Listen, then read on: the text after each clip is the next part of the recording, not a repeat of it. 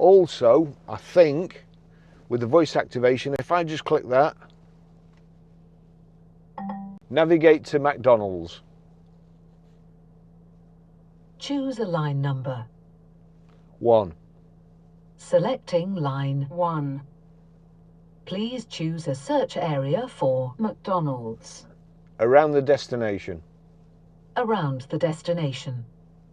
There is more than one McDonald's available. Choose a line number. 1. Selecting line 1. McDonald's, McDrive, Preston 1.6 miles. Say, set destination or add waypoint.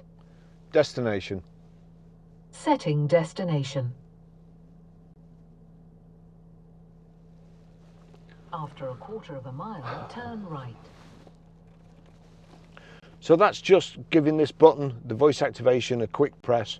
You can tell it where you want to go.